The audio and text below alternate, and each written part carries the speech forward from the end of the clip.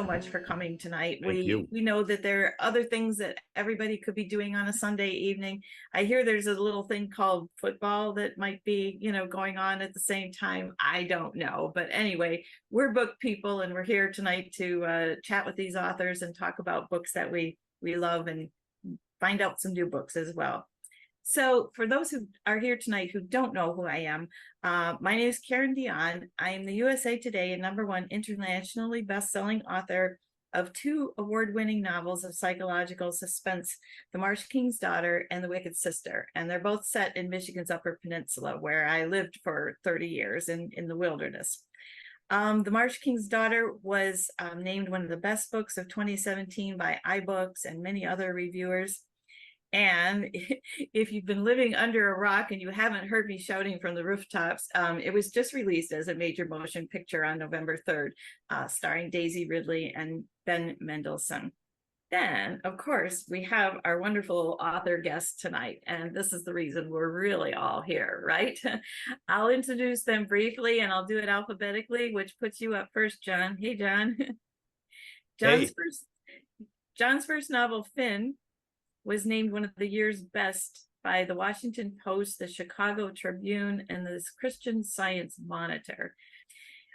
It was named a best book of the year by the Washington Post and led the 2010 summer reading list at the Oprah magazine. Oh, we're on to the next book now. Yeah.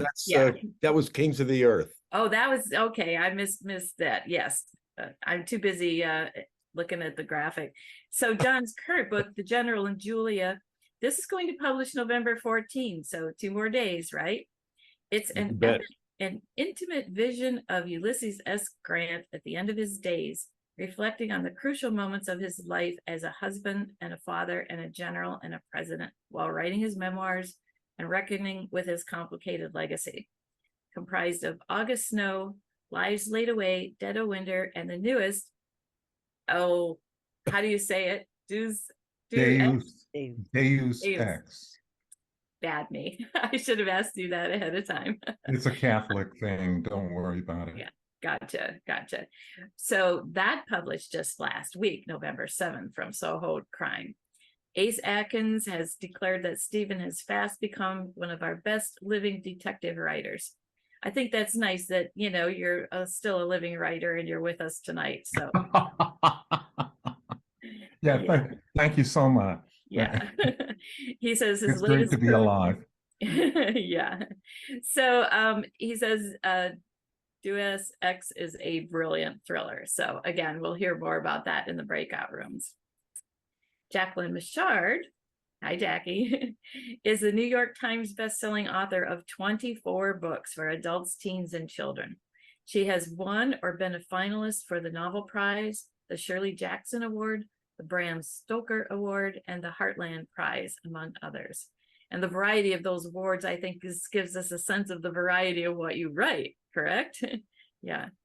Her first novel, The Deep End of the Ocean, was the first selection of the Oprah Winfrey Book Club, and it was adapted for a major motion picture. There are more than 3 million copies of her books in print worldwide in 34 languages. So that's an awesome achievement, Jackie. Jackie's new book is A Very Inconvenient Scandal, and it's going to publish November 14 from Mira. And Publishers Weekly says Mitchard offers an arresting explanation of a family's messy relationships. The characters and relationships are all smartly drawn, and the narrative is shot through with plenty of humor and scandal. Sounds awesome. And Kirkus adds an intriguing, twisty-turny tale of family secrets. So can't wait to hear more about it again in the breakout room. Peggy Townsend. Hi, Peggy. Hello. Hi. Peggy is an award-winning newspaper journalist who has covered stories that range from healthcare disparities in a small agricultural town to the twisted path of the trailside killer, David Carpenter. Her latest novel, The Beautiful and the Wild, is a story of betrayal and survival set in the Alaskan wilderness.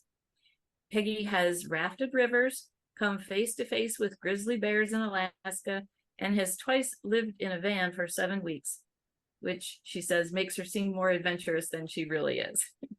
She divides her time between the Central Coast of California coast and the Sierra Nevada mountains. Library Journal called the book a riveting read of determination and perseverance. And I pulled another quote to share. The Beautiful and the Wild by Peggy Townsend is a gripping, edge-of-your-seat Alaskan wilderness survival story and so much more.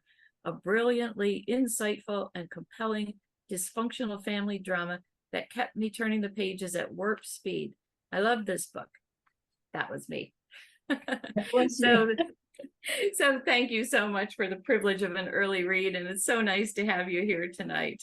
Right now, we're going to play a quick game of not quite 20 questions. To be honest, it's more like 12 questions, because if it was 20 questions, we'd be here all night doing this, and that would be fun, but that's not the format for the back room, right? So I'm going to ask the questions in the order that I see you on the screen. Jackie, you get the first one, and it's probably the hardest question of the night. I'm ready. Is your desk messy or tidy? I don't have a desk. Okay. Where do you write?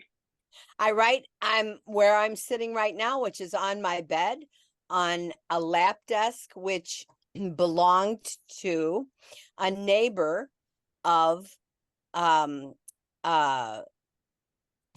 Concord, a neighbor of who wrote Little Women? Wait, why can't I think of her name? Oh, Come on. make something up. We won't know the difference. Who Yeah, wrote make it Little up. Women? Louisa May Alcott. Yes, her neighbor owned this lap desk, and that's what I write on in my bed. Okay. Well, then that doesn't give you room for it to be messy No, or tidy, does there's it? nothing messy around me. I have a drawer that that's very, very bad. Okay. All right. Thank you. John, where do you Yes. write? Since we're on the topic of writing. You know what? Ever since I moved to Vermont, which is a long time ago now, I can't write any place where I can't look out the window. When I lived in Pennsylvania, no offense to Pennsylvanians, it was perfectly okay for me to write in my basement office. That was fine. But now that I have Vermont outside, I sit at the kitchen table. An old friend of mine whom I've known for many, many, many years. I almost grew up with him. This table about a year ago out of trees that had grown on his farm. Oh. And it means so much to me. And not only do I love it, but I love seeing what I see when I look out past it. Nice, nice. Sounds very good for the creative juices. Absolutely. Steve, when do you feel the most creative? Probably in the morning after the second or seventh cup of coffee.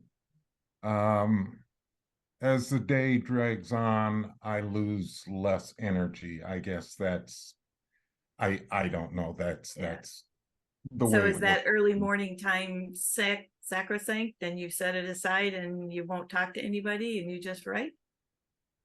Well, I write until my wife says something to me, and then my attention is all hers. Oh, very good. So yeah, that's pretty much the way it works.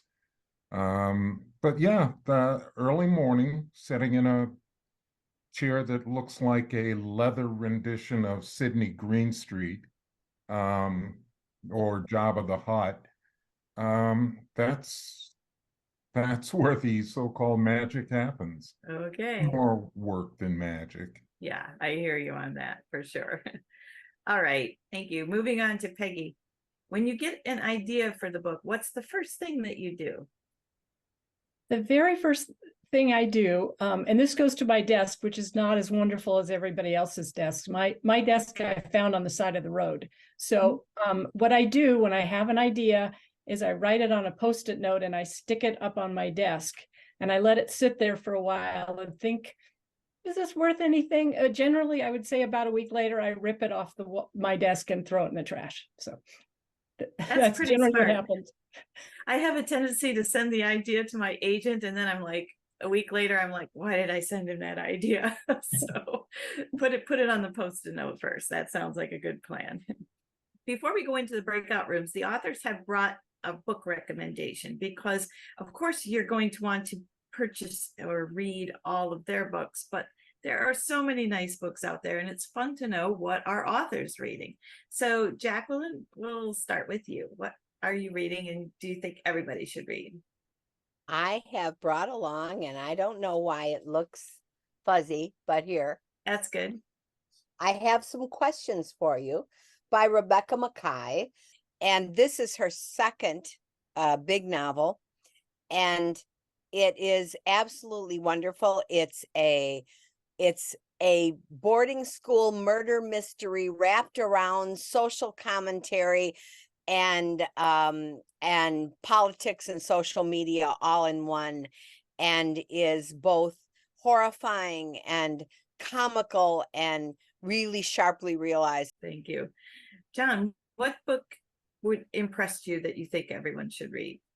I'm digging back into the distant past for, I'm sure it doesn't have this cover anymore either, for one of my favorite novels of all time by the mighty Mark Halperin, from 20 years ago. It's called Memoir from Ant-Proof Case. It's just amazing. You never know his name. The first sentence of the book, or the first 4 sentences, he gives you 4 different things you can call him. Oscar Progresso, Baby Supine. I mean, just stuff completely off the charts. All right, Steve, what book are you recommending tonight? Well, as you know, I follow rules probably as well as Congress. I'm suggesting anything by Aaron Philip Clarke, who is an extraordinary writer. How to describe him? He is like Harry Bosch if Harry Bosch were an African American. He knows LA, he knows the LA police because he used to be one. He is a private investigator now, and his Aaron's writing is clear, moving, thoughtful, and very, I don't know how to put it other than dangerous. You can feel your heart pounding when you read anything by Aaron Philip Clarke. And Peggy, what Well, are you recommending? Well, my to read book list just got huge after reading it. It just got a bit longer, but I'm recommending The River We Remember by William Kent Kruger. So he's an amazing writer anyway, but this book just blew me away. It's set in 1958, Minnesota, in a small town, and it's a mystery, but it's so much more than a mystery. It's about small town prejudice. It's about stereotypes. It's about how wounds are so hard to heal, how we carry our wounds with us. I read it, I couldn't put it down. His writing is also beautiful. I mean, he's a good writer. He's a great writer. But this, I kept reading lines and saying, oh my gosh, I wish I had written that. That line is so beautiful. And the story is something that just grabs hold of you. You can't let go of it. The characters are so well drawn. I just can't recommend it highly enough. It's a mystery, but it's so much more. Wasn't that fun? We hope you enjoyed this taste of what a backroom event is like. The best part comes immediately after, when the audience is divided into 4 breakout rooms and the authors visit each room in turn. We'd love to show you what a breakout session is like, because these relaxed face-to-face conversations between authors and readers are the hallmark of our backroom events. But breakout sessions are never recorded. What's said in the backroom stays in the backroom.